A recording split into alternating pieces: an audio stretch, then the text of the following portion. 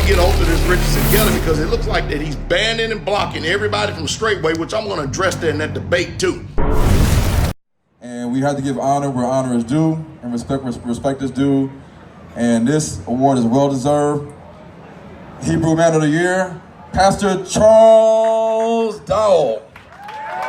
Amen.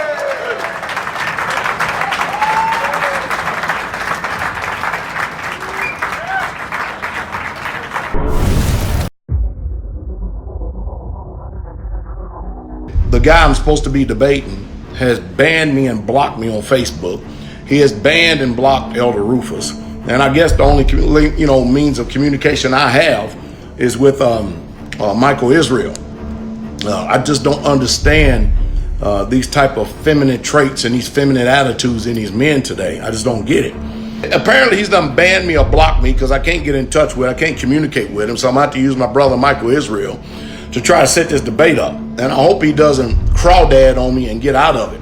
Because, the sole purpose of this debate right here is to let truth reign.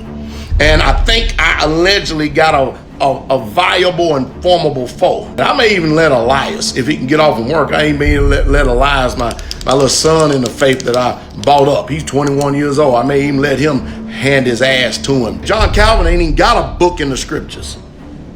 And you ask me what I think about John Calvin. John Calvin, as far as I'm concerned, to hell with him. He don't mean shit to me. Not a damn thing. And then I found out the other day that he said his wife was an elder. Can y'all imagine that? A woman elder. A woman elder. You can't make this stuff up. These people are pagan, masquerading Hebrew Israelites, Christians. That's what they are. I hope he don't back out. I hope he don't back out. Because I'm going to be unmerciful on him. Totally unmerciful. I mean, I am going to light him up. Game over. And you know what? It's game over for you, Richardson Kelly. And bring your elder wife up in there. Bring her, and I hope that she don't get out of pocket too, because she get out of pocket, I'm gonna show y'all how to put her in pocket, and I'm gonna put you in pocket too. The mind tricks the body thinks the mind is crazy. The mind tricks the body thinks the mind is crazy. The mind tricks the body thinks the mind is crazy. The mind tricks the body thinks the mind is crazy. The mind tricks the body thinks the mind is crazy. The mind tricks the body thinks the mind is crazy. The mind tricks the body thinks the mind is crazy. The mind tricks the body thinks the mind is crazy. Shalom, Lock, Ada, Yashara'ah, and to others, Shalom, Lock, Eda, Israel. What is going on in the Hebrew Israelite community? We have the Hebrews to Negroes Man of the Year, who is a pastor threatening and calling another pastor all kinds of disrespectful names, and had the gall to send public threats of what he'd do to him and his wife, all because of differences in the doctrine of polygamy. When did this become an acceptable behavior? How come the other leaders chose to remain silent in calling out this destructive behavior? Is this really what the Great Awakening is all about? Did Pastor Kelly really duck and hide from Pastor Dowell? Pastor Kelly, you really got your hands full on this. Let's see how you respond. Shalom. I want to make this clear that I take no pride in creating this video, but this is a very much needed word in which everyone in our community needs to hear. We are going to deal with a lot in this presentation. There is a much needed line, a much needed stand, a much needed divide that needs to be made in the Israelite community. It's time for all the pastors, all the mores within the Israelite community to take a unified stand in addressing polygamy, disruptive behaviors such as foul language, and the occultic behaviors that's constantly on public display. In this video and others to come, we, which includes the Father, Son, and the Holy Spirit, are going to address Pastor Dowell, Michael Israel, and others' disrespectful, unwarranted homophobic insinuations about me and the disrespectful threats made towards me and my wife, singular. We are going to expose their lies, deceptions, and their childlike behaviors that's on public display in their videos. I'm going to show you the root to why Pastor Dowell had this sudden sense of urgency to take extreme measures in his over-the-top name-calling and disrespect towards me and my family. Hamashiach is clear about the judgment that will come to Pastor Dowell, Michael Israel, and anyone who participated in the attempt to murder the reputation of me, my wife, and my family. We are going to address their occultic behaviors, their poor and deceptive teachings of the scriptures, their abuse of women, and lastly, their destructive tongue and other divisive acts. In the Gospel of Matthew, chapter 5, verse 21 and 22, Hamashiach addresses the unwarranted homophobic name-calling of Pastor Dowell and others who deceptively choose to use in an attempt to destroy the character of their own brothers and sisters who disagree with their rhetoric. Verse 21 says, "Ye have heard that it was said by them of old time, Thou shalt not kill, and whosoever shall kill shall be in danger of the judgment. But I say unto you, that whosoever is angry with his brother without a cause shall be in danger of the judgment. And whosoever shall say to his brother, Rakah, shall be in danger of the council.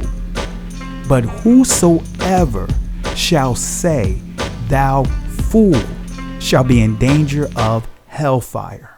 Let's go to the Peshitta, which is the Aramaic translation of Matthew chapter 5, verse 21 and 22. It says, starting at verse 21, "You have heard that it was said to those who were before you, You shall not kill. And whoever kills is guilty before the court." Verse 22, "But I say unto you, that whoever becomes angry with his brother for no reason is guilty before the court. And whoever should say to his brother, Rakah, which means I spit on you, is guilty before the congregation. And whoever says to his brother, You are effeminate," in Aramaic, it means brutish, abnormal, is condemned to hell fire. The etymology dictionary definition of effeminate, it says, and we're just going to highlight the red portion of the text: womanish, voluptuous, tender, effeminate, make a woman. Pastor Dowell, Michael Israel, and other Israelites, they take pride in making homosexual insults towards others, such as pastors and mores, elders, and women leaders in the Hebrew Israelite community.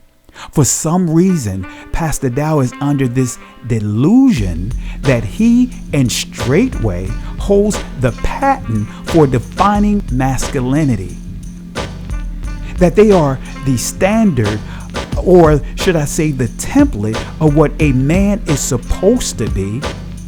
Usually when someone has to go over the top in displaying their masculinity, they are usually the ones who is struggling with their own sexuality.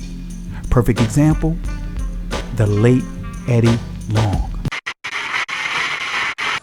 And the problem today, and the reason why society is like it is because men are being feminized and women are becoming masculine. And everybody knows it's dangerous to enter and exit. You cannot say, I was born this way. I don't care what scientists say. You can be converted. You were not born that way. Let me pray with you. Let me tell you, don't you be conformed to this world, but be ye transformed. Well, I don't know what I am. Tell me, take your clothes down, I'll show you who you are. The minister is Bishop Eddie Long of the New Birth Missionary Baptist Church outside Atlanta.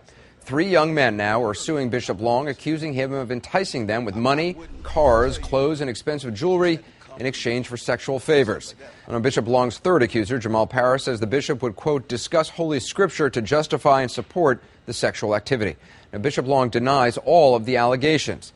These photos of Bishop Long in tight gym clothes, which appear to have been taken by the bishop himself, were reportedly sent to another one of his so-called spiritual sons and released by B.J. Bernstein, the attorney involved in the lawsuit, who you just saw moments ago. See, our Dabar HaKodesh, which is the holy word in ancient Hebrew, gives stern warnings against those like Pastor Dowell, Michael Israel, and others who cannot bridle their tongue. James chapter 1, verse 26 and 27 says this: If any man among you seem to be religious, and bridle not his tongue, but deceiveth his own heart, this man's religion is vain. Pure religion and undefiled religion before Allahayam and the Father is this: to visit the fatherless and widows in their affliction, and to keep himself unspotted from the world. The Etymology Dictionary definition of religion says this, and again, we're just going to highlight what's in bold.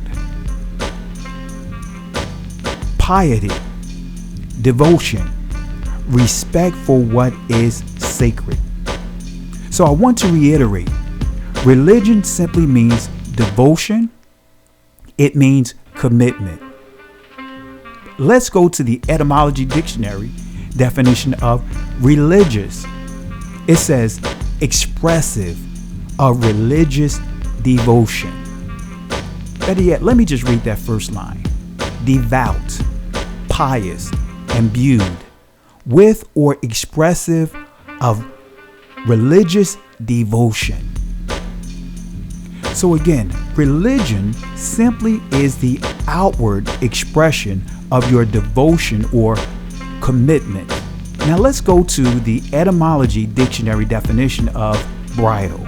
It says to control, dominate, restrain, guide, govern. With knowing the meaning of these key words, let's revisit James 1, verse 26 and 27. If any man among you seem to be religious, in other words, devout, committed, and bridle not his tongue, in other words, control, restrain not his tongue, but deceiveth his own heart, this man's religion, in other words, devotion, commitment, is vain. Pure religion, in other words, devotion, commitment, and undefiled before Allahayam and the Father is this: to visit the fatherless and widows in their affliction, and to keep himself unspotted from the world. So many within the Israelite community repeatedly refer to the remnant of Israel. I'm going to allow the Holy Word speak for himself in identifying the true characteristics of the remnant of Israel. Let's go to a key prophecy that gives a straightforward understanding and character of the true remnant of Israel. Zephaniah chapter 3 verse 13 says, "The remnant of Israel shall not do iniquity."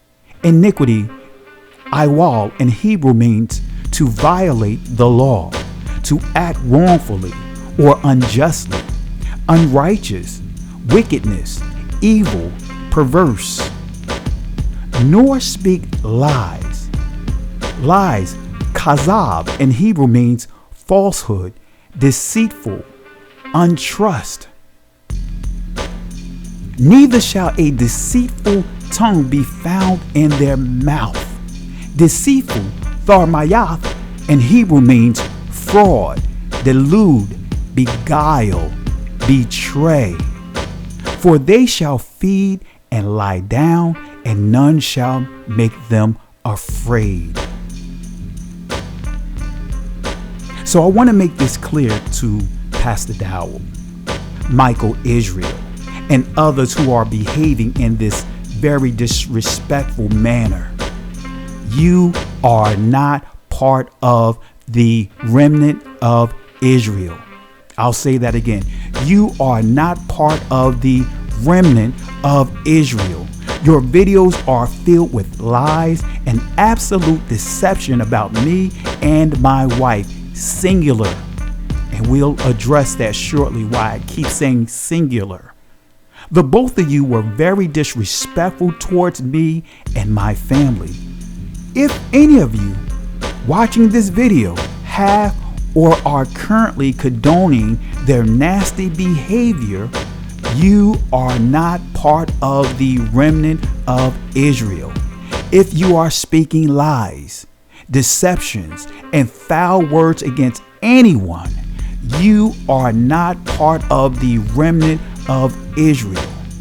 James, the brother of Hamashiach, gives a stern rebuke against those who cannot bridle their tongue.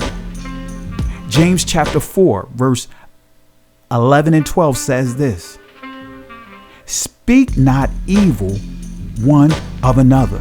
Brethren, he that speaketh evil of his brother and judgeth his brother speaketh evil of the law, and judgeth the law. But if thou judge the law, thou art not a doer of the law, but a judge." There is one lawgiver. Let me say that again. There is one lawgiver. Let me say it one more time. There is one lawgiver who is able to save and destroy. What that means and what it's simply saying, there's only one that has a heaven and hell to put you in. Not a single person, not a Pastor Dowell, not a Michael Israel, not a single person has a heaven and hell they can put you in. So there is one lawgiver who is able to save and to destroy. Who art thou? In other words, who are you?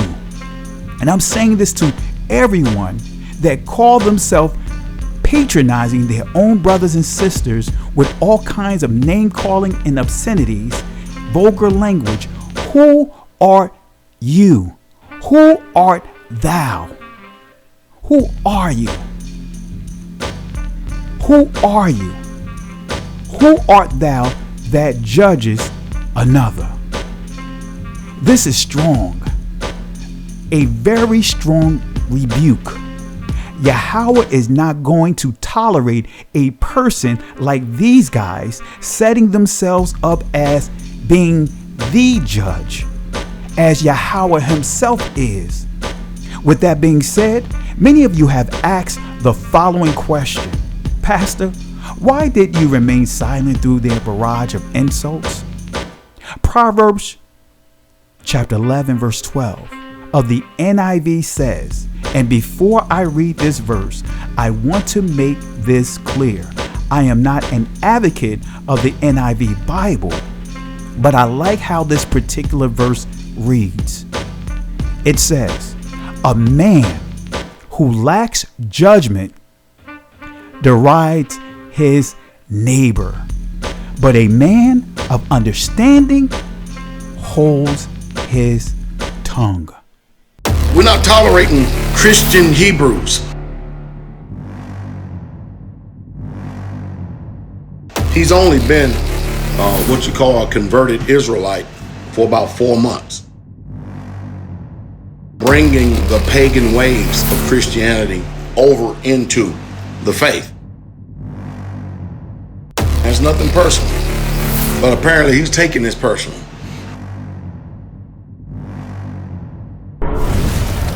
Is in reference to Pastor Richardson Kelly. First of all, a few things y'all need to know about him. He's only been what you call a converted Israelite for about 4 months. 4 months, that's it.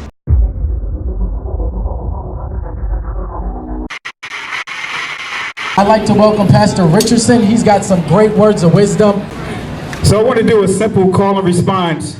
And so when I say Chinese, I want you to scream out the nation that's associated with this. For example, if I say Chinese, you're going to say what? China. All right, let's say it with authority. When I say Chinese, you say what? China. All right, that's just a test right there. So here we go. Chinese. China. Russian. Russia. Italian. Italy. German. Germany. Swedish. Korean, Korea, Egyptian, Egypt, Nigerian, Black.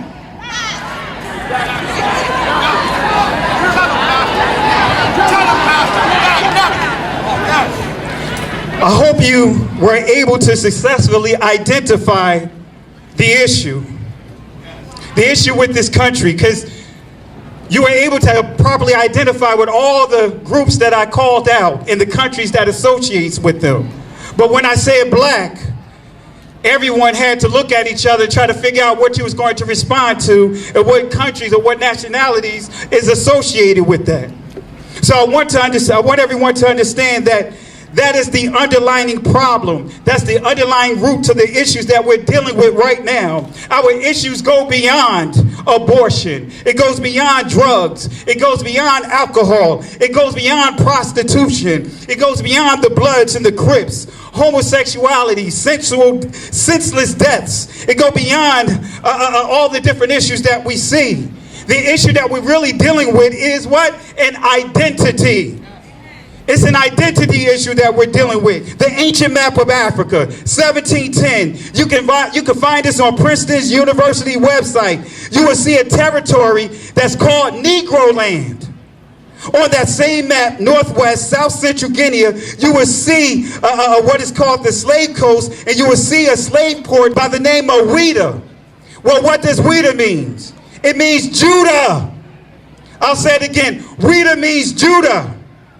I encourage everyone to read Deuteronomy 28, and you will see everything we are going through is listed in this prophecy. Regardless of your belief systems, regardless if you're Islam, regardless if you're Kemet, regardless if you're a Nubian, regardless if you're practicing Roman Catholicism or the 5%, regardless of what religions you are currently practicing, guess what? Our nationality is Israel. Our tribe is Judah. And this is the problem that we're having in this faith right here of being Israel, is that we got people brand new converted over from Christianity, and they're bringing the pagan ways of Christianity over into the faith.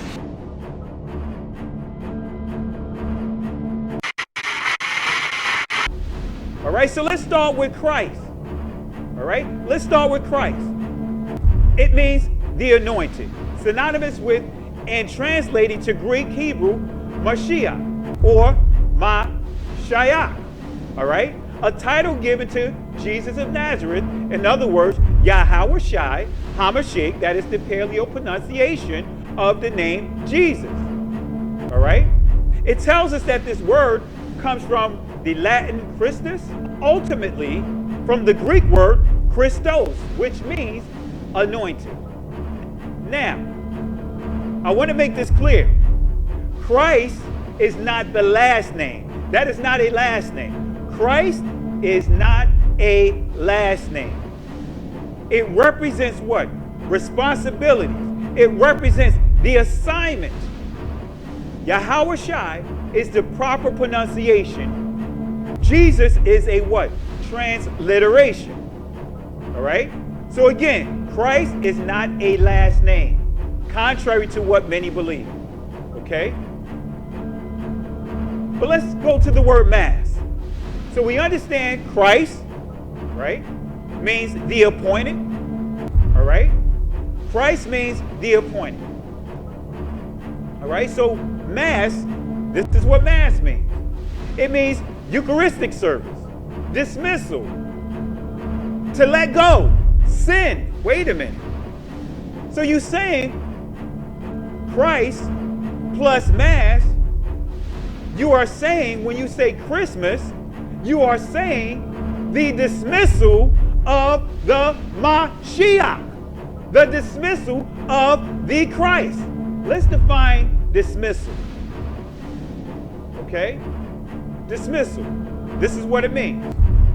It means send away. Wait a minute. Dismissal means what? Send away. Send different ways. Break up. Discharge. Renounce. Abandon. So when you say Merry Christmas, you are saying that you are happy that Christ has been dismissed, that Christ was sent away, that Christ was broken up, that Christ was discharged, that Christ was renounced, that he was abandoned. That's what it means when you say Merry Christmas. Apparently he got a little upset and said, unless I recant. That's what he told Brother Israel. And I got a bunch of text messages there. Every single thing I'm talking about, I got the proof sitting right here on this phone.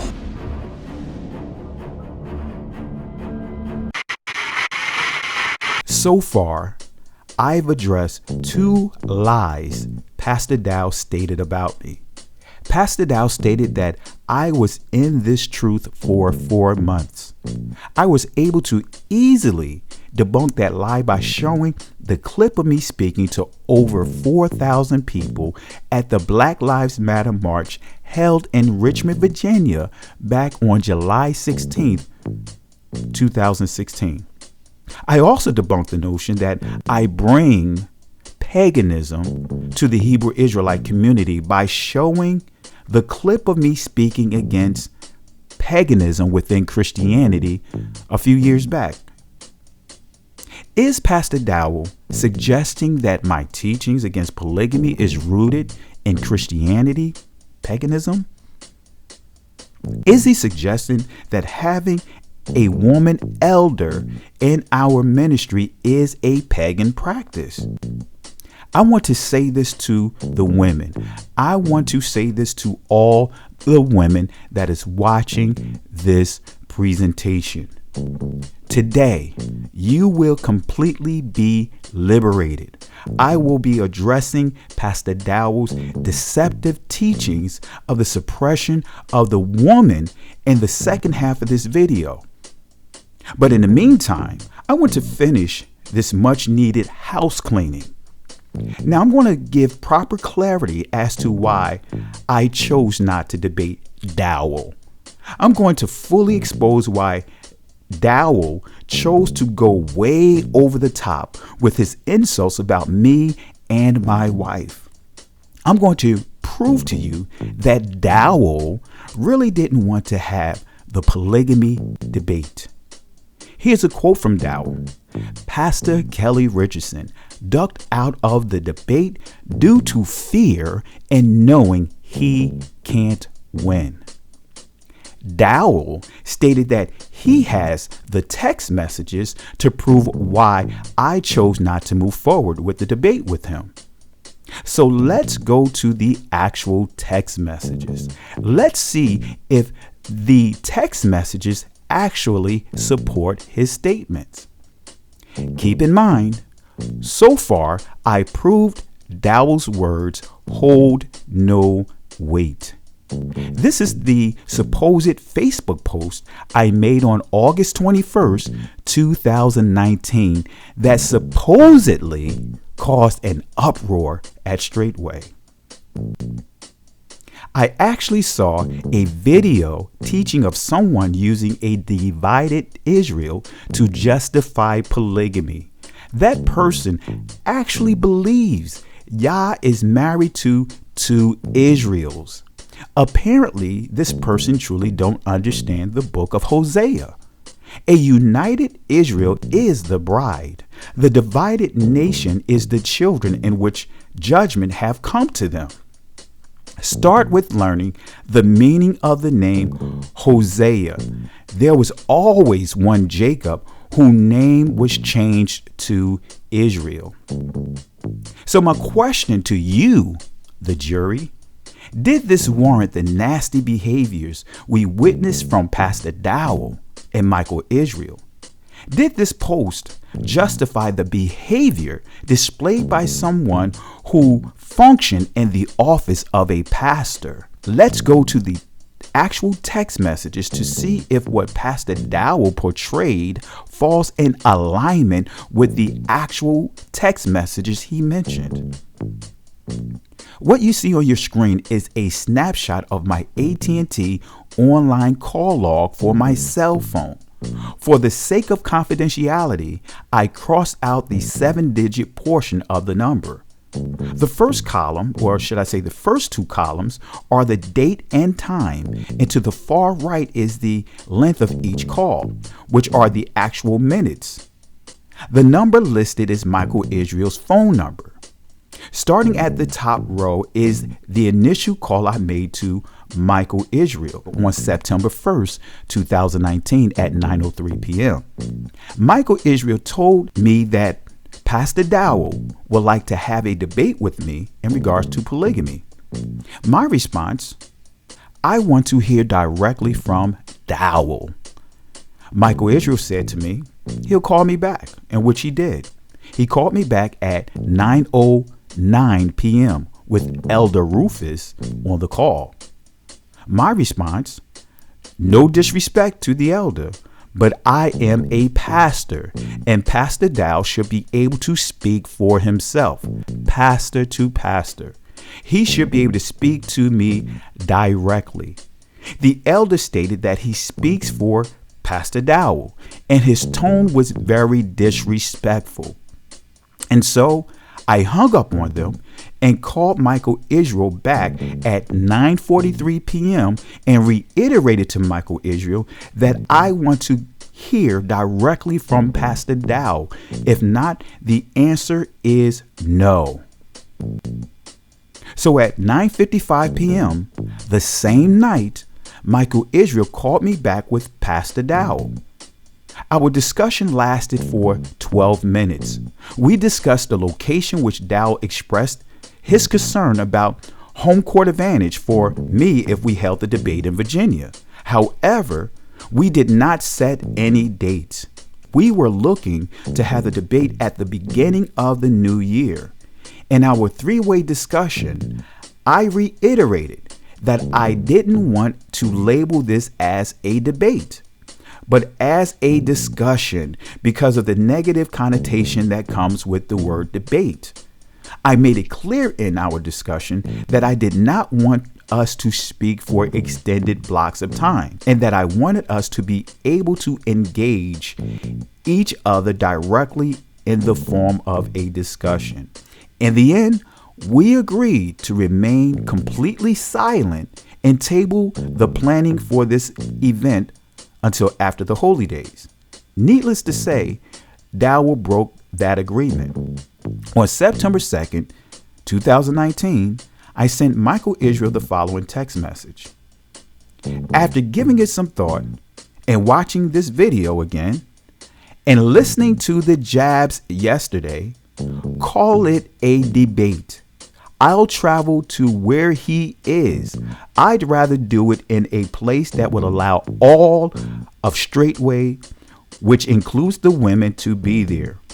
I'm bringing 5 smooth stones. No more talk. On September 6, 2019, I sent another follow-up text message to Michael Israel wanting to solidify a date and location close to Strait Way.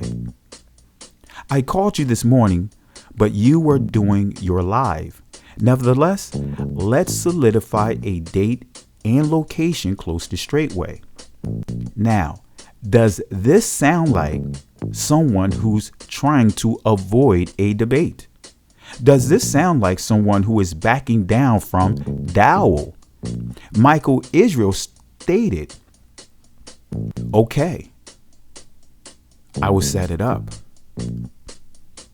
So my question to everyone that's watching this presentation, is it a coincidence that every derogative video from Dowell and Michael were made after September 2nd, 2019, and more specifically after September 6th, 2019?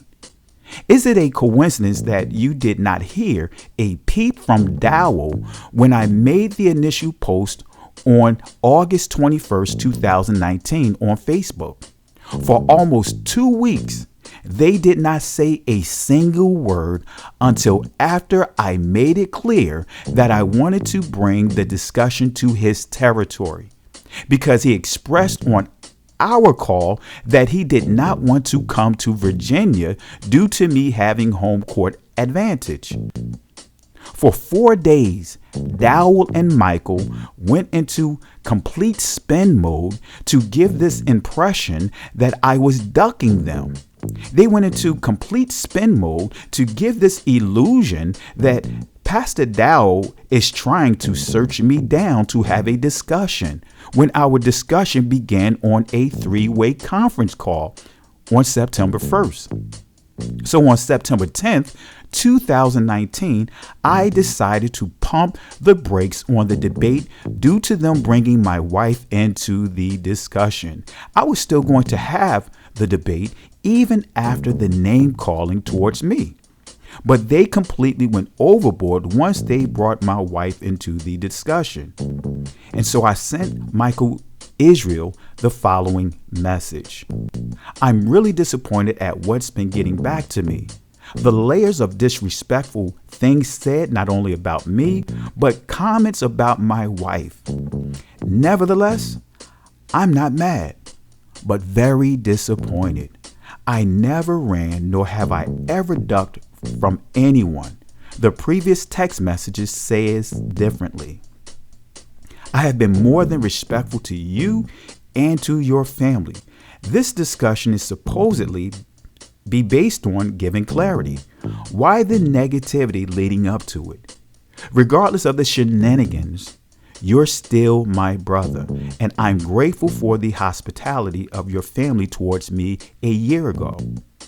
In July 2019, while I was in Jacksonville, Florida, on company business, Michael Israel and his wife invited me over for dinner, in which they displayed impeccable hospitality. This is why I made an assertive effort to keep things at a respectable level on my end. Michael Israel responded on September 10th, 2019. This is what he says. Are you going to do the debate? My response, initially, I said I would, but then the negative comments and the name calling began to come out. Conditional. Only if you guys publicly retract the nasty comments, retract what was said about my wife and bringing her into the discussion. If you cannot do that, then absolutely no.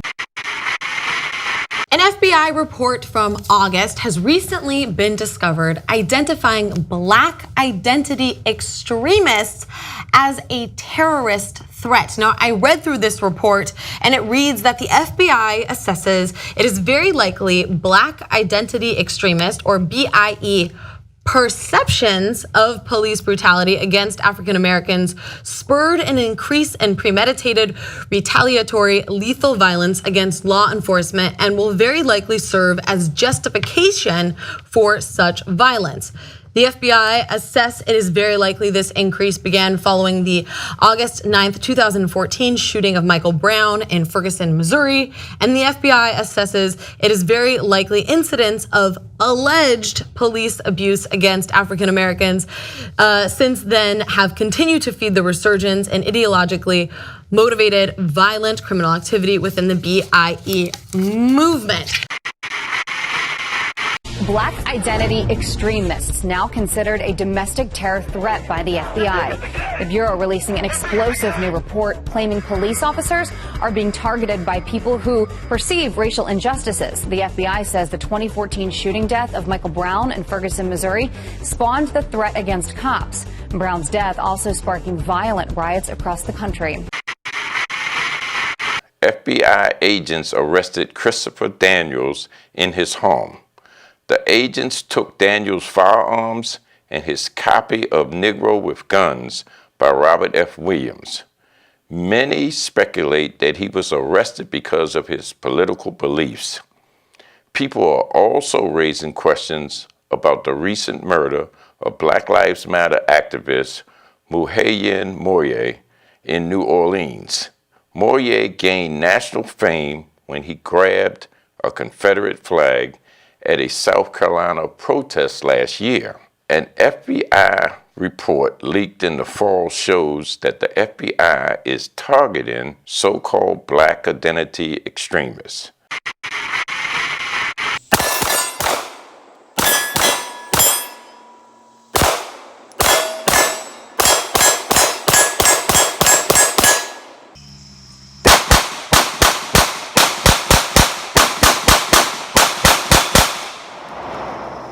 Barrett 50 cal.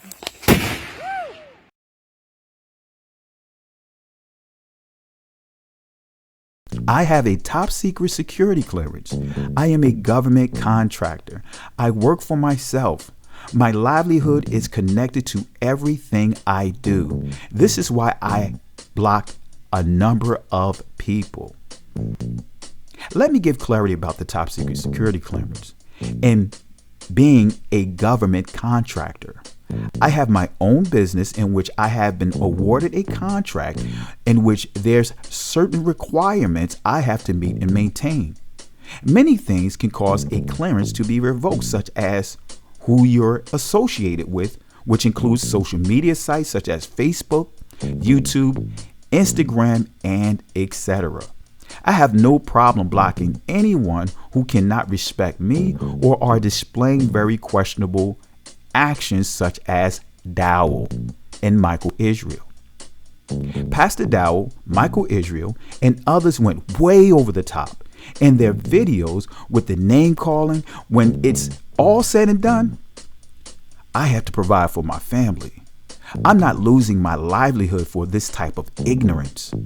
There's a number of more important issues that's worth me sacrificing my livelihood for. But being connected to these guys and others like them is not on the list. So I went on to say this in the text message. Again, retract the name calling, an actual public apology for bringing my wife into the discussion, and the so-called threat of shutting her down should she say anything. And bring your elder wife up in there. Bring her, and I hope that she don't get out of pocket too. Because she get out of pocket, I'm gonna show y'all how to put her in pocket, and I'm gonna put you in pocket too. That was completely disrespectful and very disturbing on a number of levels. Once that's done, we can talk about having the debate. Question: how would you feel if someone said the same comments about your wife and family? You're from Newark. You know what would be said about this type of behavior.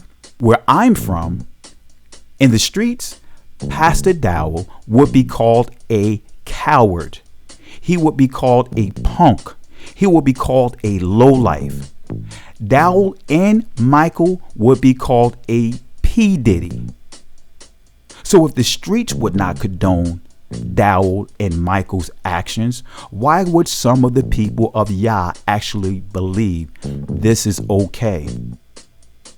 So on Wednesday, September 11th, 2019, Michael Israel responded, "When do you want to come on the show to end this matter?" My response: after our discussion a week ago on three-way conference call should have ended there, as we agreed to reconvene after the high holy days to come up with dates.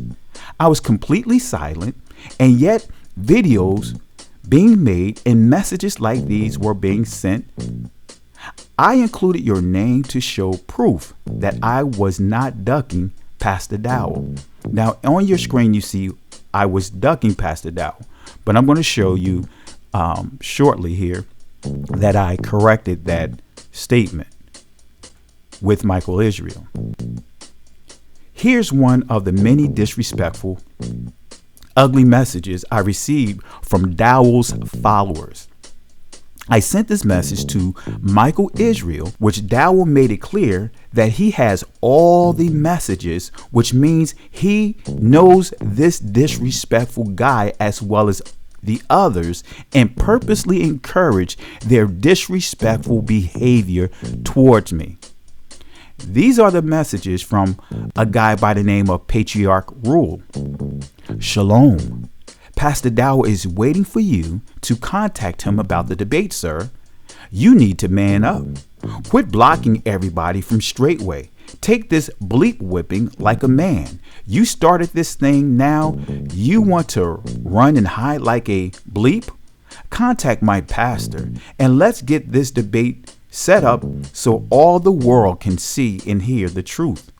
You got one foot in Israel and the other in Christianity. We call somebody like you Christian lights. Quit hiding behind your wife's skirt. There's too much of that going on nowadays. Do we really believe that Hamashiach approve of this type of behavior? Do we actually think that Yahweh condones this nonsense? Do we really believe this? To come up with terms like Christian lights, Christian Hebrews?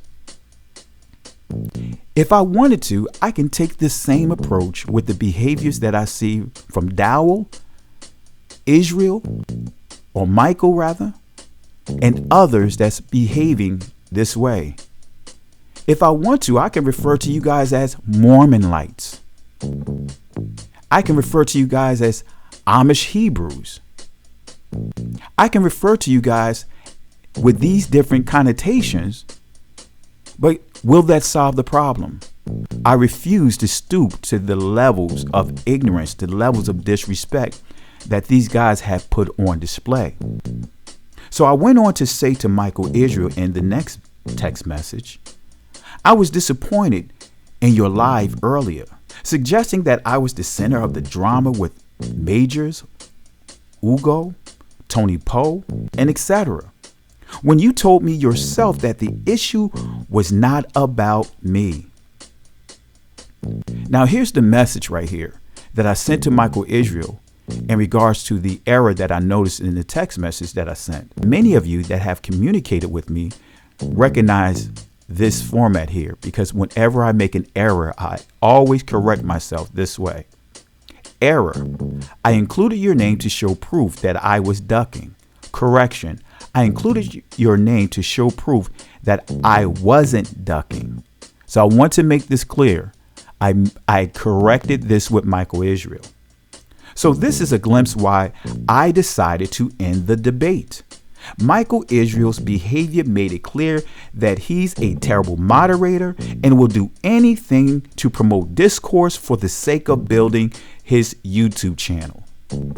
Initially, he was connected to James 1:1 by way of Boom.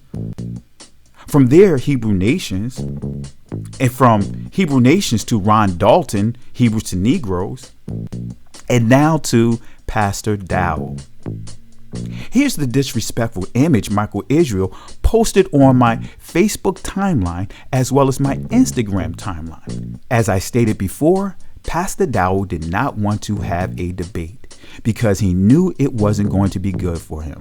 It made him nervous when I made it clear to him that I would come to Strait Way by myself and that I don't need an entourage to accompany me. Pastor Dowell's behavior is clearly that of a narcissist sociopath.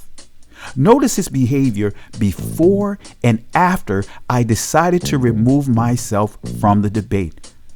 Take a look at these videos. Guerrilla charges are mostly bluff. At the last moment, the silverback usually will veer off before making contact, and no one gets hurt.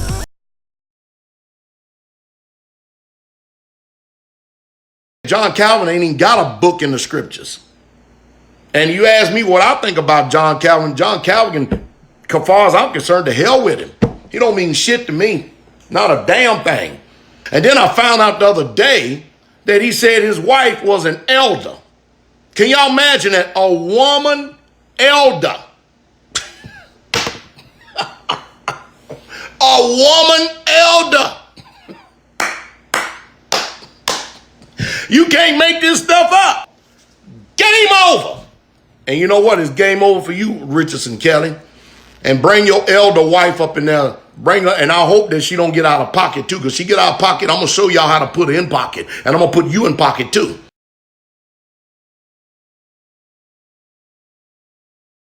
And they are associating with some of our people, which y'all know just like us at Strait Way. Listen, we don't have no beef with anyone.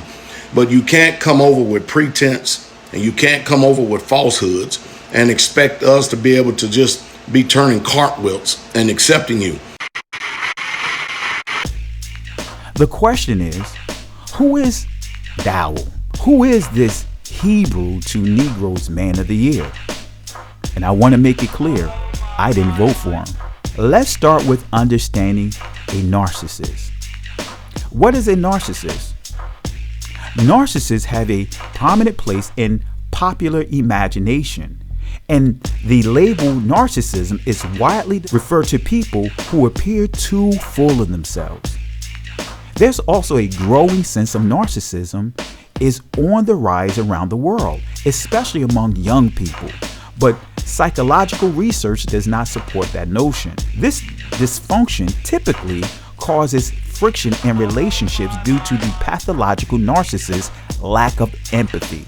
It may also manifest as antagonism, fueled by grandiosity and attention seeking, and seeing themselves as superior. The pathological narcissist naturally views everyone as inferior. Here's several ways a narcissistic person takes advantage of others. Let me give you a few points in identifying a narcissist. Number 1, grandiose but brittle. Narcissists often present a larger-than-life persona. They posture as more capable, accomplished, and intelligent than others. They feel entitled to special treatment, commensurate with their status. Yet narcissists can be hypersensitive, exploding at the smallest perceived slight. When they don't get their way or not the center of attention, they may lash out or regress to a sulking childlike state. Number 2, antagonistic, yet indignant at questions or opposition, as we see on full display in Pastor Dowell's videos. See, many narcissists seem to take pleasure in saying no to others' requests or needs. They often need an enemy or foil, often pursuing legal actions, revenge, or vendettas. Yet, should anyone question or oppose them, narcissists are quick to go nuclear. They distract, play the martyr, or personally attack anyone who challenges them. Number 3, they are desperate to be heard, yet uninterested in listening. Because narcissists cannot supply the self-esteem they need from within, they hungrily seek it from outside in the form of attention. The joke, enough about me, but what do you think of me, aptly describes a narcissist, because they are so desperate for attention. Narcissists may listen impatiently to others, counting the seconds until they can bring the conversation back to them. They may even compete with loved ones for the spotlight, as if attention paid to someone else is their personal loss. Number 5, swift blame, yet loath to own their part. See, people with narcissistic behaviors pass the blame with lightning-like reflexes. If they fail, it is always someone else's fault. Though when they succeed, it's entirely their doing. Number 6, a narcissist is very image conscious, yet woefully self-unaware. People with narcissism seek status through external means such as power, wealth, sexual conquest, as we see displayed among Pastor Dowell, Michael Israel, and others that push and support polygamy. Appearances and who they know. They seek to be with the right people and are contemptuous of those they see as inferior. Yet, narcissists are deeply myopic about their superficiality. Their sense of entitlement leaves them expecting worship, admiration, respect, unaware that respect must be earned and admiration is based on character as well as accomplishment. Lastly, demanding of absolute loyalty. I'll say this again. A narcissist, like Pastor Dowell and others, they are demanding of absolute loyalty, yet quick to betray others. Narcissists fear abandonment, humiliation.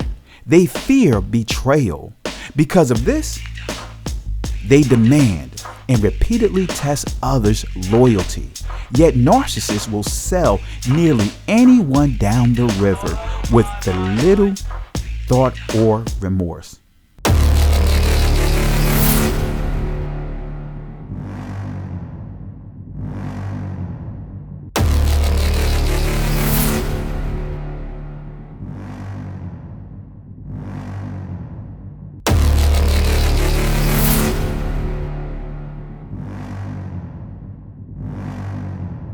Somebody going to get hold of this Richardson Geller because it looks like that he's banning and blocking everybody from Strait Way, which I'm going to address that in that debate too. He's convinced himself that he is some sort of superhuman martyr.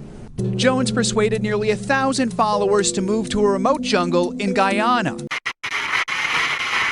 David Koresh, a self-proclaimed son of God. There's a madman living in Waco. He was incredibly charismatic. I waited patiently on the Lord. He was spellbinding. He was a god in the human flesh. They would do anything for this man. Even unholy acts.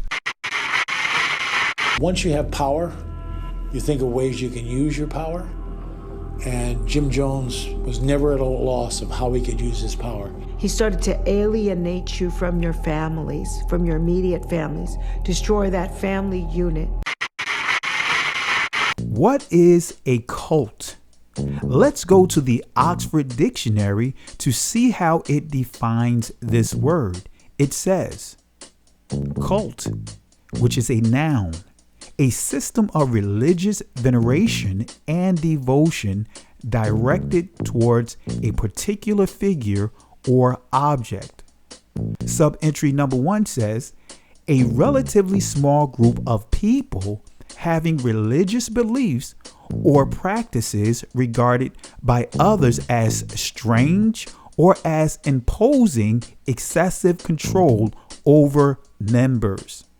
Entry number 2 says, a misplaced or excessive admiration for a particular thing. The American Heritage College Dictionary, the 3rd edition, definition of a cult says this.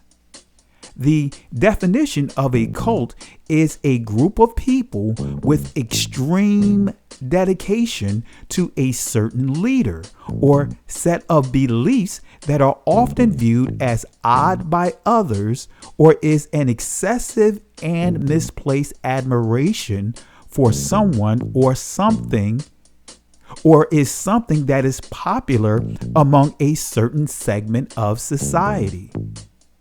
Let me highlight a few things you need to know about the psychology of cults. See, cults maintain their power by promoting this us against them mentality.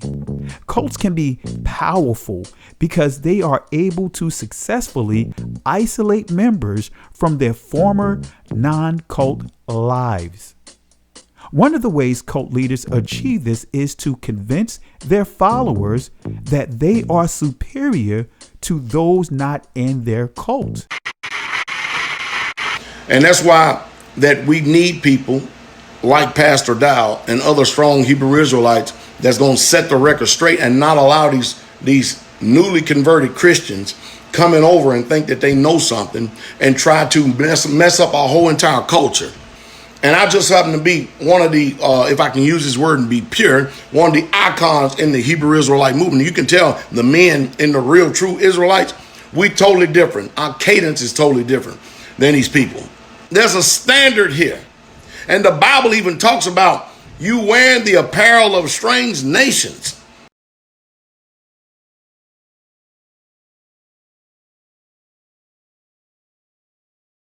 And how that you are going to be judged for stuff like that. So you got these people come over unconverted, trying to pass themselves off as our people when they ain't our people. And Pastor Dowell and the rest of the elders in Strait Way ain't gonna let it slide. See, this us against them mentality ultimately leads to cult members isolating themselves socially from family and friends. They replace those relationships with new ones inside the cult. Cult leaders are masters at mind control. Cult leaders convince their victims to separate themselves from society, give up personal possessions, and sometimes huge sums of money. And laid them down at the apostles' feet. They laid them at the what? Apostles' feet. The apostles' feet. What? You got to lay it down at the man of y'all's feet? Yes. Yes. Amen. Wow. Make them accountable. Yesterday I received a check, 2 days ago I received a check in the mail for $54,000. Somebody say $54,000. $54,000. Anybody use $54,000? And you know what happened? There's a sister, an old mother, lives in North Carolina. Been coming to the ministry for years. She put our house up for sale.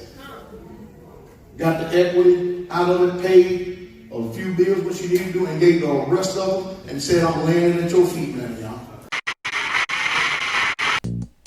They convince people to buy into whatever they are promoting. To do this, a cult leader must be a master at mind control. There are several ways in which leaders gain control over cult members. Some of the popular methods includes public humiliation. See, new cult members may be love bombed shortly after their arrival, but after they are established members, cult leaders often maintain emotional control through various exercises meant to publicly humiliate a member. One of such methods involves someone sitting in a chair surrounded by other members, at which time they are required to admit their recent failures, base thoughts, shortcomings, and etc. Another popular method is self-incrimination.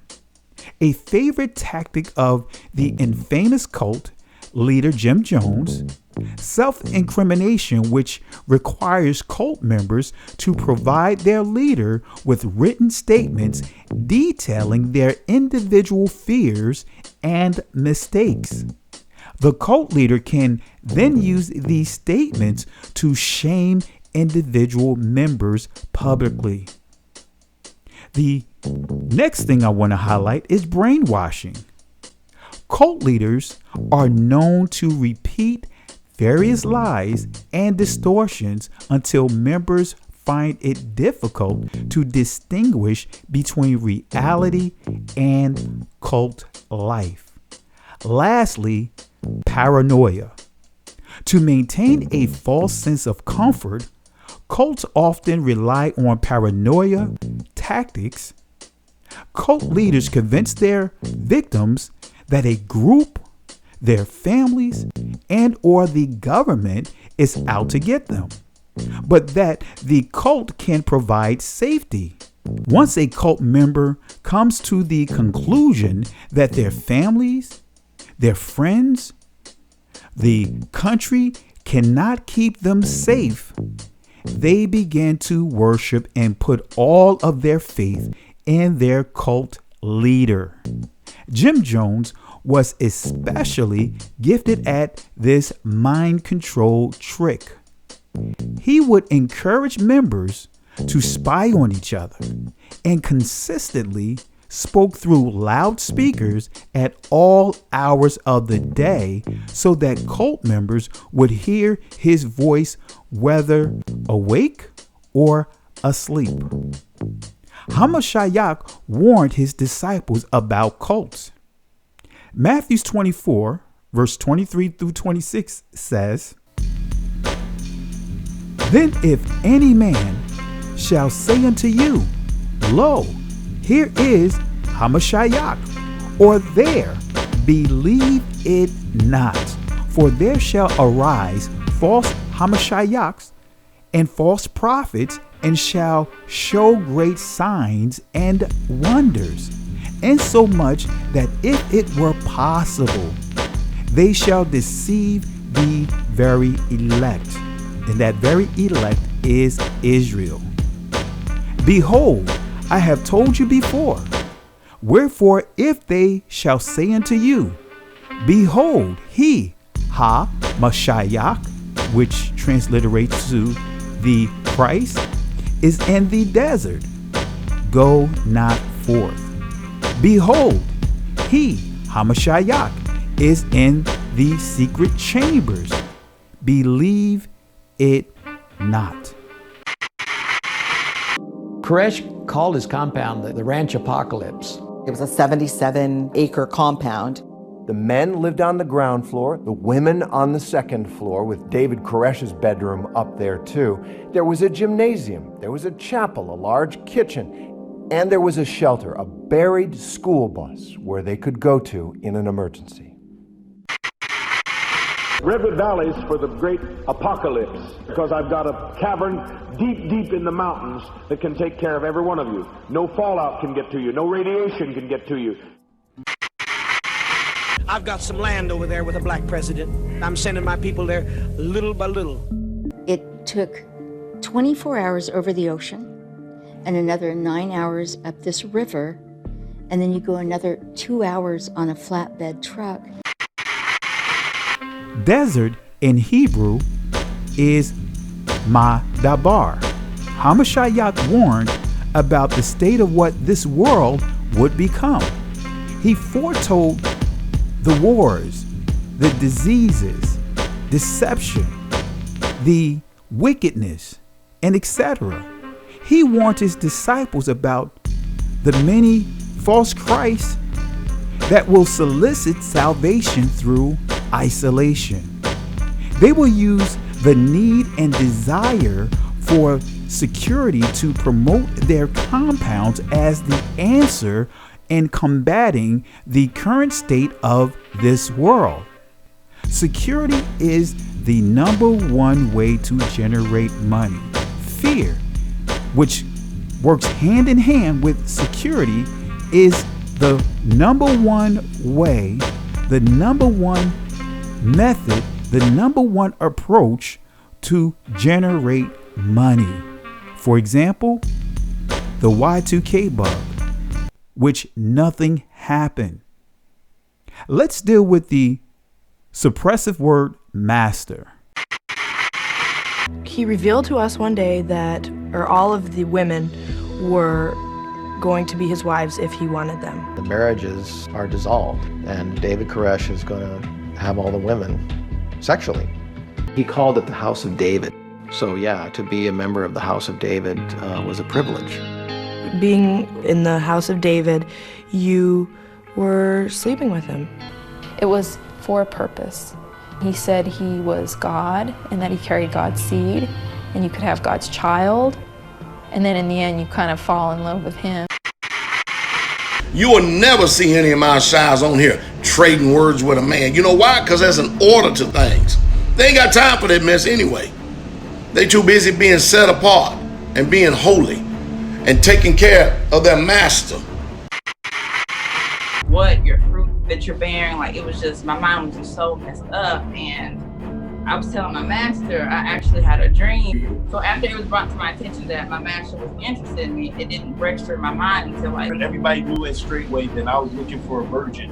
And what Yah was doing with me was, and the one that I was looking right before her, she was a virgin, but I will say this much, she had a hard time being accepting the fact that she was gonna be submitted to me, if that's a lack of a better word. I'll give you an example. You know, and this is just a test. But I remember saying, if I told you to go hug a tree, would you go hug a tree? And I don't even know how I came up with that test. She said, well, why do I have to hug a tree? That just seems so demeaning. Bark like a dog. A big dog. Woof, woof, woof, woof, woof. Hop on one leg. Woof, woof, woof, woof, woof. Make a noise like an orangutan.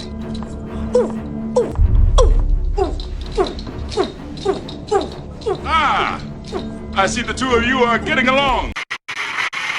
On the entrance, as my master said, he wanted to come out first. I was married for 16 years to a woman that I met in college. We had 8 children, 7 boys, 1 girl. I've only knew of my 7 children. I never met my last child, and I still have not met my last son. When I started looking, and I was looking for a virgin at that time. To be honest, I made it very known that I was looking for a virgin. I wanted to be with a virgin because I just thought that I can make this woman my own and create her into my own image. Everybody knows that my goal is to have 94 children. If you don't know that, now you know. Listen to this. How many people came to the wedding of your family? 0. Wow. But your real family. But listen to this. She knows I'm her master and she's my property. I'm shocked that any man would want their wife to refer to himself as master, especially if you are a descendant of slaves.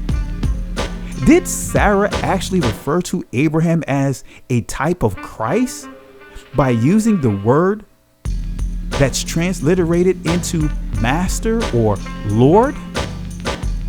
1 Peter chapter 3, verse 5 through 7 says this: For after this manner in the old time, the holy women also who trusted in Elohim adorned themselves, being in subjection unto their own husband, even as Sarah obeyed Abraham, calling him Lord, which transliterates from Adonai or Adonai Yah, whose daughters ye are as long as ye do well and are not afraid with any amazement. Likewise, ye husbands, dwell with them according to knowledge. Give honor unto the wife as unto the weaker vessel. This is referring to physical stature. We know naturally that the man is quite naturally stronger than the woman. So it says, giving honor unto the wife as unto the weaker vessel, and as being heirs together of the grace of life, that your prayers be not hindered. Why is Pastor Dowell pushing for the women on his compound to refer to their husband as master? Why have he deceptively honed in on the word master? As long as Israel continue to mistreat our women, our prayers will not be answered. If the husbands continue to mistreat their wives, your prayers will be hindered. Your prayers will be hindered. The Hebrew word for master is Adonaiah. Some will say Adonai, which is also used as a salutation of respect, interchangeably with Mr. or Sir. Let's go to the Greek definition of master. Let's see what it says. The Greek word is kurios, which means, and I'm just going to highlight what's in red, by implication, Mr., as a respectful title. And we see Sir. Let's go to the Hebrew definition of this word. It says, meaning to rule. An example, we see Lord, Master, Owner. But then when you go down to entry number 1, you see reference to men. In other words, in regards to men. Superintendent of household, of affairs. Let's go to the etymology of the word master. It says, a man having control or authority, a teacher or tutor. The verb of this word says to get the better of, prevail against, reduce to subjugation. Remember, a verb describes the actions of a noun. So the actions of this noun master is to get the better of someone. In this case of Strait Way and others that are pushing this suppressive term, in this case, they're women. Their actions is to completely reduce their women to subjugation, which means control. Let's go to the Hebrew word masa. Let's see what it says. A burden, an utterance, chiefly a doom, burden, carry away. The Hebrew word masa comes from the primitive root word nasa, which means test, tempt, prove. Masa is a corruption of the primitive root word masha. Both words use the same ancient letters, but it's the mark, nikud or naquad, of man that altered masha, which means to draw out of water, to the word masa, which means to burden, to oppress. Also understand, Masha is the actual name of Moses. Masha is actually part of the word Mashayak. It is the primitive root word. So these people want the title of master, but are actually wearing the anti-title of Masa to further prove that the word Adonai or Adonaiah is a title of honor interchangeably used or transliterated with the word sir when it pertains to a man.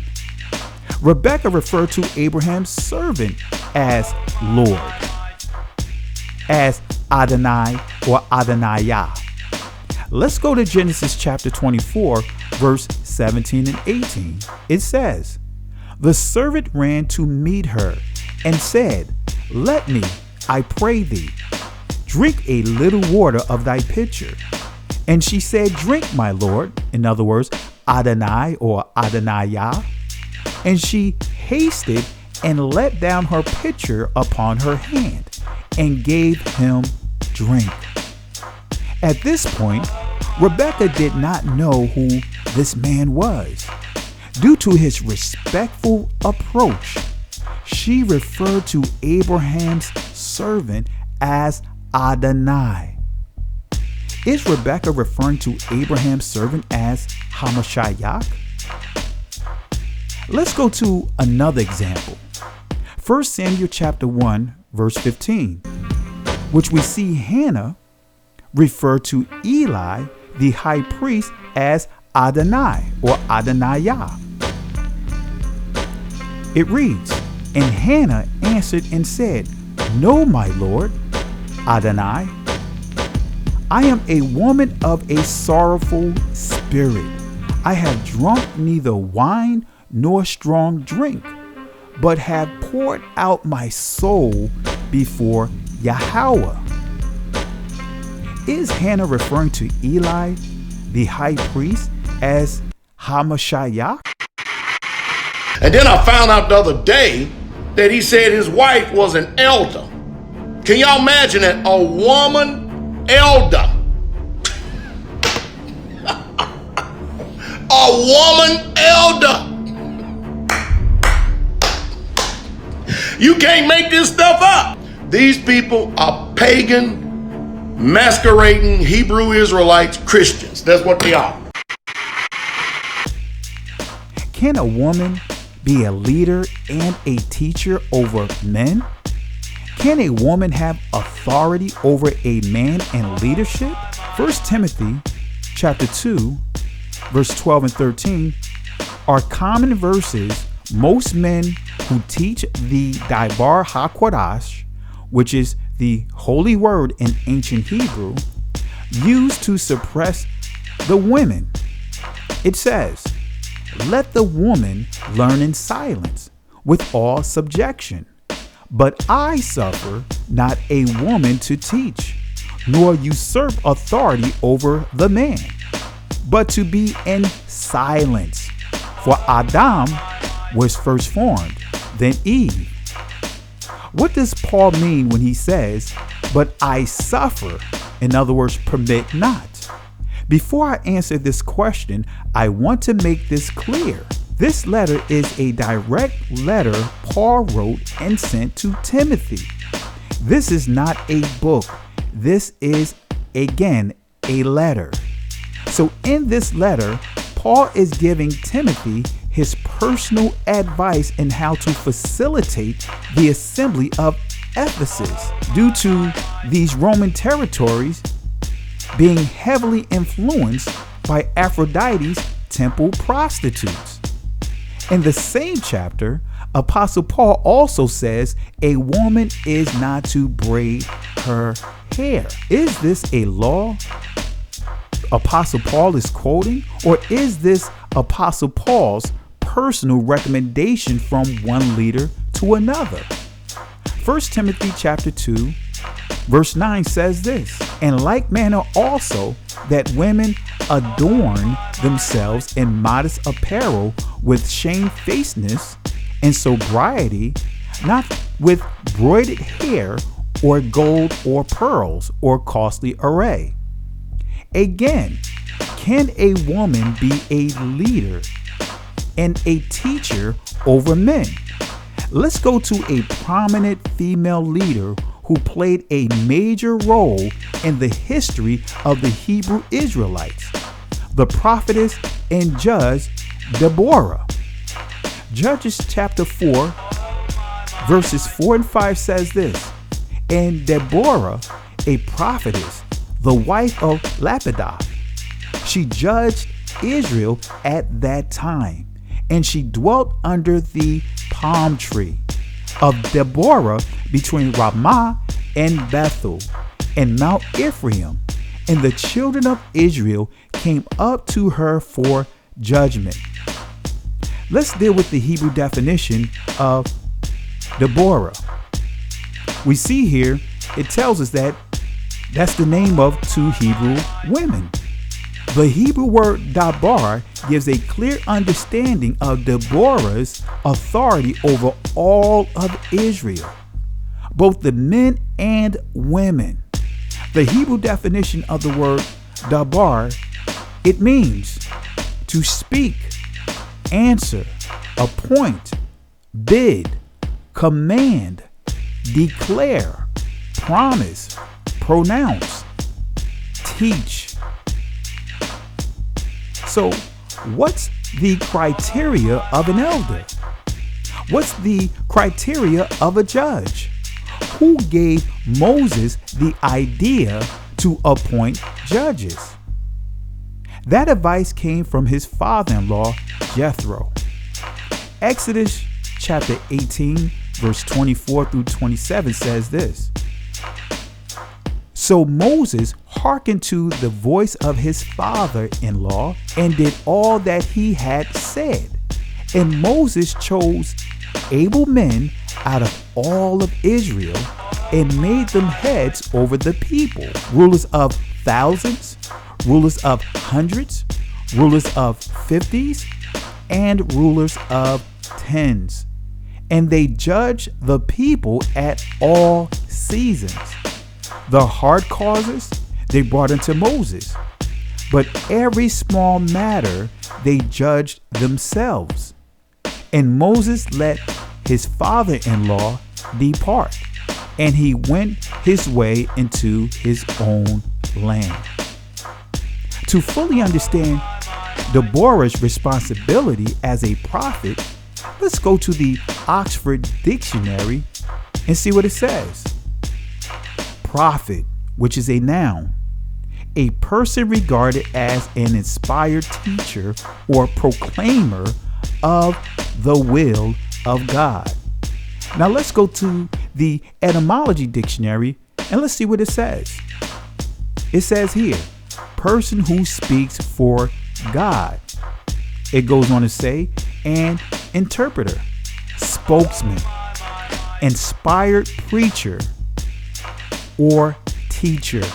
See, Deborah was a prominent female leader in her time. She was the leader over all of Israel and not just the women. She was the mouthpiece of Yahweh during her time. Deborah was the direct spokesman of Yah, who also was a great military strategist and a judge over all of Israel. Deborah was above the Levitical priests in terms of hearing directly from Yah. Also to note, the Levites were dispersed to 48 cities throughout the Promised Land. This means that she had authority above the Levites because she spoke directly to Yah for all of Israel. How was she able to carry out her duties as a leader over all of Israel and still fulfill her responsibilities of a wife to her husband? Another key title Deborah had is the Mother of Israel. This is the title of a matriarch. Understand, this title is not equivalent to that of a church mother or mother of the church. This is a title synonymous to the father of Israel. Abraham was not only the father of Israel, he was a patriarch. This is one of the highest designations in Scripture. It indicates authority. Yahweh used Deborah to lead Israel out of captivity. Deborah was the Harriet Tubman before Harriet Tubman existed. Key point: Yahweh continuously raised up a deliverer to lead Israel out of captivity. Judges chapter 2 verse 13 through 16 says this: and they forsook Yahweh and served Baal and Ashtaroth, and the anger of Yahweh was hot against Israel, and he delivered them into the hands of spoilers that spoiled them, and he sold them into the hands of their enemies round about, so that they could not any longer stand before their enemies. Whithersoever they went out, the hand of Yahweh was against them for evil, and as Yahweh had sworn unto them, and they were greatly distressed. Nevertheless, Yahweh raised up judges, Shaphat Yam, which delivered them out of the hand of those that spoiled them. Let's also confirm this with Judges chapter 3, verse 7 through 10. It says this: "And the children of Israel did evil in the sight of Yahweh, and forgot Yahweh Elohim, and served Baalim and the groves, which is Asherah. Therefore the anger of Yahweh was hot against Israel, and he sold them into the hand of Cushan Rishathaim, king of Mesopotamia.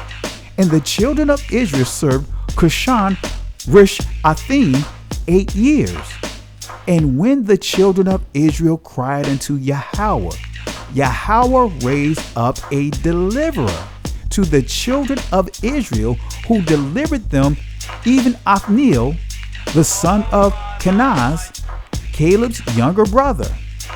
And the Rawak Yahweh came upon him, and he judged Israel and went out to war. And Yahweh delivered Cushan Rishathaim, king of Mesopotamia, into his hand, and his hand prevailed against Cushan Rishathaim. Let's also go to Judges chapter 3, verse 14 and 15. So the children of Israel served Eglon, the king of Moab, 18 years. But when the children of Israel cried unto Yahweh, Yahweh raised them up a deliverer, Ehud, the son of Gera, a Benjamite, a man left-handed, and by him the children of Israel sent a present unto Eglon, the king of Moab.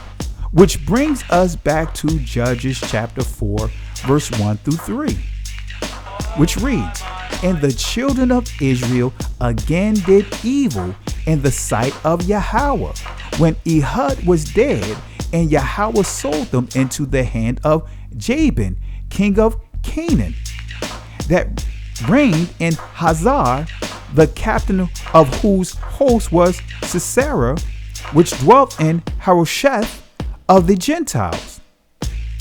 And the children of Israel cried unto Yahweh, for he had 900 chariots of iron. In 20 years he mightily oppressed the children of Israel." Now I want you to understand, Moses, Joshua, Deborah, Gideon, Samuel, King David, King Solomon functioned as both prophet and judge over all of Israel. What is a deliverer? Let's go to the Hebrew definition of deliverer. Yasha. It means to be open, free, to be safe, avenging, defend, deliver, deliverer, help, preserve, rescue, be safe, bringing salvation, having salvation, save, savior, get victory. In the end, Deborah proved that a woman can lead, teach, and maintain a respectable marriage to her own husband. So again, can a woman teach in the temple? More specifically now, can a single woman teach in the temple? Can a single woman teach men in the temple? Anna, the faithful prophetess debunks and answers these questions. Luke chapter 2, verse 36 through 38 says this: "And there was one Anna, a prophetess, the daughter of Phanuel, of the tribe of Asher. She was of a great age, and had lived with an husband 7 years from her virginity. And she was a widow of about 84 years, which departed not from the temple." Let me read that part again. "Which departed not from the temple," which means she lived in the temple. She dwelt in the temple, but served Yahweh Elohim with fastings and prayers night and day. And she, coming in that instant, gave thanks likewise unto Yahweh Shai HaMashiach, and spake of him to all them that look for redemption in Jerusalem. Now, what does this say about Anna? She was one of the first to teach and recognize who HaMashiach is. And the scripture says, "And spake of him to all them that look for redemption in Jerusalem." It made it perfectly clear she dwelt in the temple, and anyone that came to Jerusalem, in other words, whether it's honoring the feast days, making their pilgrimage, and they're seeking redemption, she taught HaMashiach. Where? In the temple where she dwelled. Case closed. We both got hot, now check it. I got more Mack than Craig.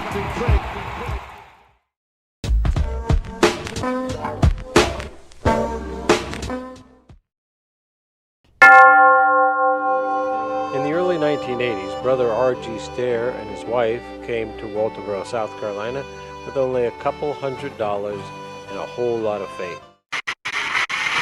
Craig Mack's health started to fail and he disappeared, only to resurface in 2012 at an alleged South Carolina cult called the Overcomer Ministry. Take a look. My name is Craig Mack. And what did you used to do when you was in the world? Wickedness. Oh, okay. And what are you doing now? Righteousness. Whoa, hallelujah. The preacher of that ministry is Ralph Gordon Stair. Stair is now in jail, accused of sexually assaulting multiple women and children in his congregation. Today, a DailyMail.com investigation exposes what really happened inside the Overcomer Ministry and the new questions raised about Craig Mack's death. Brandy Williams is back now with more of the exclusive details. So Brandy, what can you tell us about Ralph Gordon Stair? So Jesse, he's 84 years old, a self-proclaimed prophet, and allegedly a serial sexual assaulter, rapist, and pedophile. He reportedly took the virginity of many young teenage girls and infected them with STDs. He even reportedly instructed one girl on how to induce a miscarriage when she feared that she was pregnant with his child. He is accused of manipulating his followers and defrauding some members out of their life savings to the tune of hundreds of thousands of dollars. He was arrested back in December after a YouTube video showed the preacher touching and cupping a 12-year-old girl's breasts during a worship service. Is Pastor Dowell connected to the very leader who scammed Craig Mack? Is he using the same hustle, the same approach of this madman? Let's start with this interesting article titled "Update: Arrest of Brother Ralph Stair Confirmed on Multiple Charges." News, The Press, and Standard. Colleton County Sheriff's Office personnel arrived at the Overcomer Ministry at 12680 Augusta Highway early Monday morning to take Ralph G. Stair, the leader of the religious compound, into custody on 8 criminal charges. The charges, all filed by the sheriff's office investigators, include 3 counts of first-degree criminal sexual conduct, 6 counts of assault with the intent to commit criminal sexual conduct, kidnapping, second-degree assault, first-degree burglary, third-degree criminal sexual conduct with a minor. As you have seen early in this video, Pastor Dowell, Michael Israel, and others have made an assertive effort to label me and others Christian lights, Christian Hebrews, which prompted me to research and see who was Pastor Dowell's mentor. Almost every teacher within the Hebrew Israelite community is very transparent in sharing the ministry they were part of, with the exception of Pastor Dowell. As I began to research, I came across this article by way of this particular comment that came up through Google search result. This comment is by someone by the name of Paul.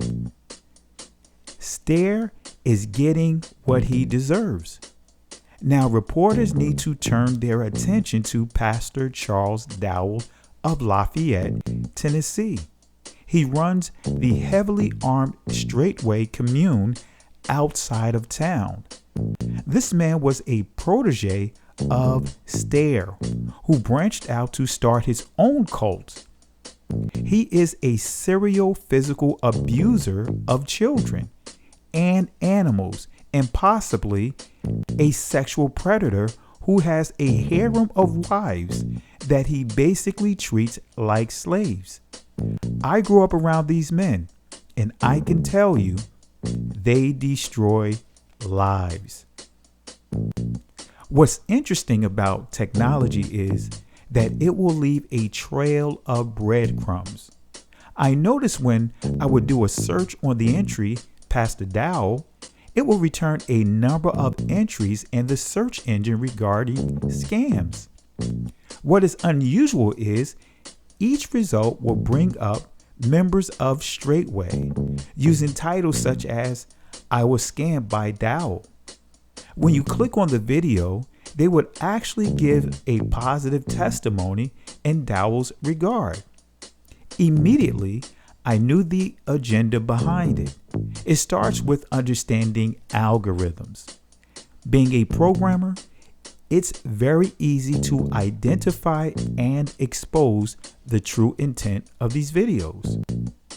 The more they flood YouTube with these type of videos, it will push whatever's old to the bottom of the search results. I decided to do a search for the connection between R.G. Stair and Pastor Dowell. I came across the netteam.net, which contains a number of complaints about Pastor Dowell and others. I've included the links in the description for your review. 2 entries caught my attention. First, by Steve L. from Michigan. Dowell tried to take a concubine, a 14 or 15-year-old girl, as his third wife this past year. She has 2 other sisters, one older and younger. The mother left with the girls. The husband is still there at the Lafayette compound. Dowell marrying off the young women is a money-making business transaction. Last I heard, a wife through Dowell's ministry will cost upward of a $150,000 dowry to Dowell from the prospective groom looking for a wife. These are very troubling and disturbing accusations. What gives this website validity is Pastor Dowell actually made a post on it attempting to defend himself in response to other posted accusations.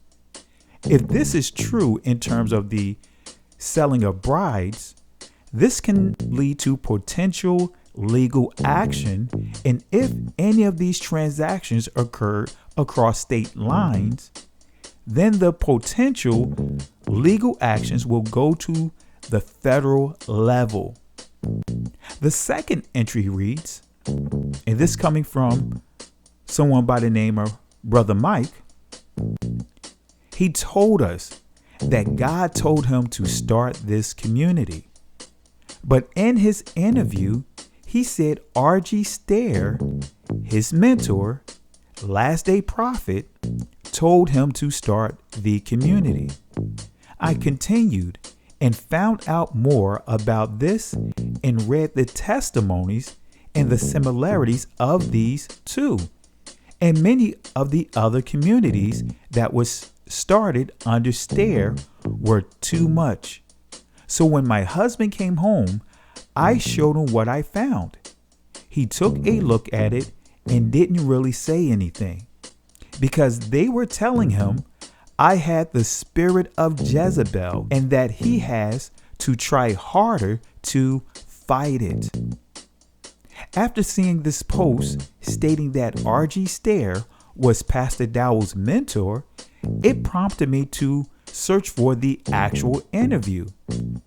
Little did I know, this is the same cult Craig Mack joined before he died. I was able to locate the actual online transcript of the interview.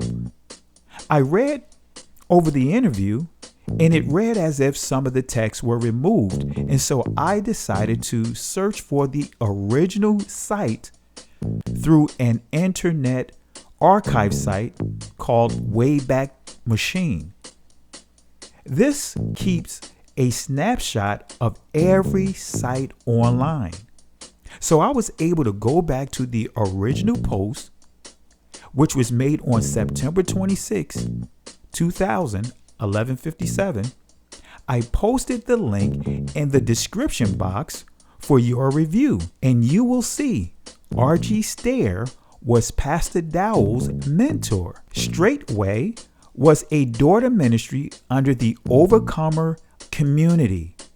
Everything you see in Strait Way came through the influence of R.G. Stair. On Pastor Dowell's website, he refers to R.G. Stair as a false prophet. But it's well after the lasting imprint he left on Strait Way.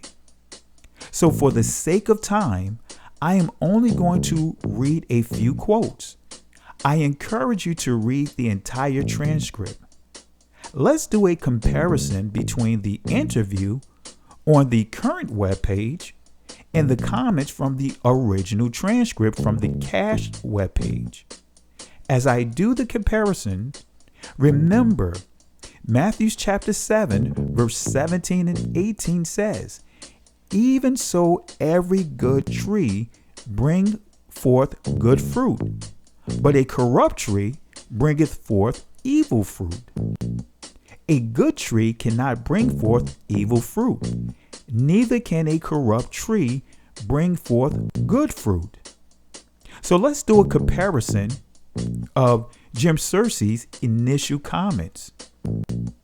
We have some strong men of God who join us on the GJIGT Pal Talk groups, with the saints scattered abroad at various times of the day and night, 7 days per week.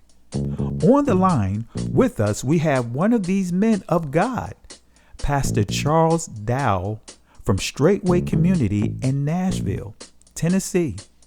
Pastor Dowell, we might say, holds the record for bringing a community of people of like-minded faith together in record time. We welcome you, Pastor Dowell. Now let's do a comparison of Jim Searcy's initial comments from the original transcript. We rebroadcast from the satellite the Overcomer broadcast ministry of Brother R.G. Stair, 24 hours per day, 7 days per week.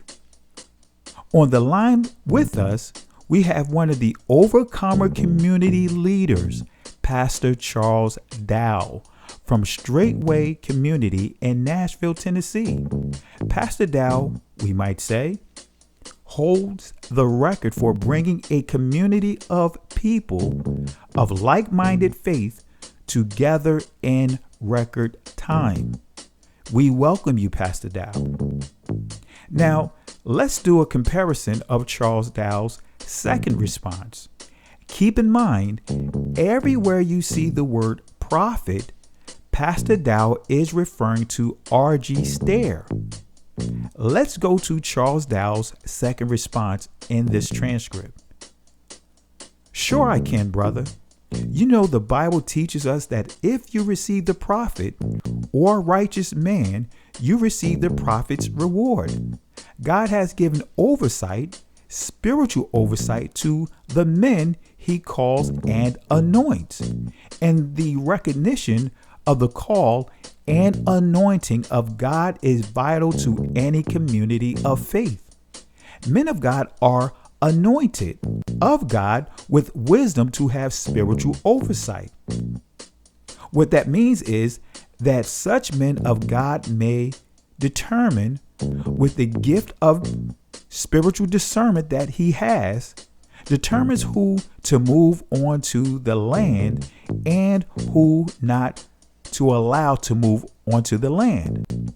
People are constantly looking to get into community lifestyle. Now let's do a comparison of what we just read with the original transcript. Here's Charles Dowell's second response from the original transcript. Sure I can, brother. You know, the Bible teaches us that if you receive the prophet, you receive the prophet's reward. The prophet's reward is revelation truth. Beyond that, the blessing that the prophet has will come down upon those who are walking together with him. That prophet of the Lord at this time is Brother R.G. He is the voice of the last day prophets of God. Prophet Stare has oversight, spiritual oversight over this community. Brother Stare will tell you that he does not try to come to the communities or run them, but he does take the spiritual oversight of them. What that means is that he determines, with the gift of spiritual discernment that he has, he determines who to move onto the land and who not to allow to move onto the land. He has such an outreach that people are constantly looking to get into community lifestyle. Prophet Stare is definitely God's man and an anointed man of God for the last days time frame in which we live. We are blessed of the Lord to have such an anointed man of God to take the spiritual oversight of our community. Let me give you an example. When we first started this community, I was told the prophet that I would like to go and get some mobile homes from the local mobile home dealer. Nevertheless, let's do a comparison of Charles Dowell's eighth response. Let's see what that eighth response says. Highly anointed men of God will strengthen the hand of the pastors or leaders of the community. Men of God will recognize God-ordained positional authority. He will always give spiritual insight and strengthen the hands of the pastors. Many people have problems submitting to someone in spiritual authority. It must be a sign of the times. The difficulty and submission and strength of self-will is amazing. People have difficulty submitting to someone in spiritual authority over them. It is difficult for most to humble themselves and submit to even God-ordained spiritual authority. Now let's go to the original transcript of this 8th response of Charles Dowell. The prophet is such a highly anointed man of God.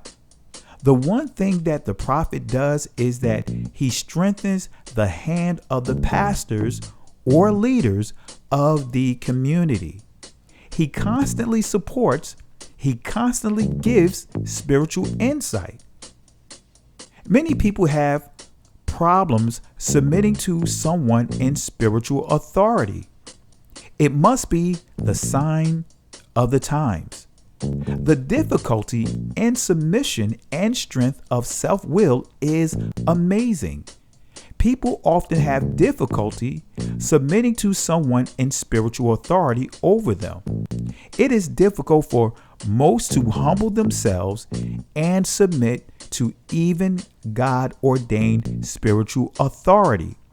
When prophets dare come to these communities, brother, there is no doubt in any mind who is in authority. He is the man in charge, and even when he is not here, he is still the man in charge. Let me read that again. He is the man in charge, and even when he is not here, he is still the man in charge. Now, we are the pastors of the community. He does not question our authority. He confirms it. He strengthens us. He affirms us. And yes, he will surely judge us. He provides leadership. Many times, if I email him or call him, he will just say, "What is the Spirit saying to you?" He leaves the decisions totally up to you. He is glad that we are in these areas. When the voice of the last day prophet of God comes to these communities, I automatically sit down and keep my mouth shut. Now let's go to the 16th comment that is posted on this original transcript, so that way we can get an understanding of just the depth of the relationship and respect Pastor Dowell had for R.G. Stair. You know, Brother Jim, the people who are listening to the prophet of God will be blessed. Let me give you the example of what I have done. I was working in the world, and all of a sudden, I heard the voice of the last day prophet. He's referring to R.G. Stair. I was working in the world, and all of a sudden, I heard the voice of the last day prophet of God. I was troubled in my spirit about this pre-tribulation rapture. I began to study it and search it out in the Bible. And according to what I was learning, it did not make any sense comparing with what I was reading about it in the Bible. Then all of a sudden, God allowed me to hear this voice that he had raised up. It was Brother Stair. As soon as I heard that voice, I had to do what the Queen of Sheba had come to do and see for herself if Solomon really had this legendary wisdom of which she was hearing. I did the same thing. I went down to see this voice of the last day prophet of God in Walterboro, South Carolina. I had the witness when I heard him over the radio. Let's go to Pastor Dowell's 39th response from the original transcript. He does. You know, that is the problem that many people have with Brother Stair. They call him loud, obnoxious, rude, or crude. And that is because they cannot get past the flesh, even with the men of God. When you have to, a lot of time, spirits back you up into a corner, as you can see with Pastor Dowell's behavior, as we see displayed throughout this video, falls right in line with the very approach of his mentor, R.G. Stare. So let's go to Pastor Dowell's 53rd response from the original transcript. But the Lord has really blessed us. Prophet Stare opened up the doors and allowed us to come down and to view and see how everything is done at the Overcomer community, which is the model of the communities. You can get all your questions answered in one visit. See, Pastor Dowell stated that I am bringing paganism by way of Christianity to the Hebrew Israelite community, when actually he introduced the occultic practices of R.G. Stares to his own brothers and sisters. R.G. Stare is the actual architect of Strait Way. For Pastor Dowell, the awakening is the perfect storm. In conclusion, I purposely focused on exposing and responding to Pastor Dowell in this video. I successfully identified the origins of the cult behavior of Strait Way, including the fascination with the overly abundance of guns, which both men and women carry, which ultimately is an idea that originates with David Koresh of Waco, Texas. Nevertheless, exposing Michael Israel is very simple and straightforward. He doesn't know the scriptures, and so he instigates conflict with the hopes of building his platform and getting someone else who actually know more of the word than he does to defend him.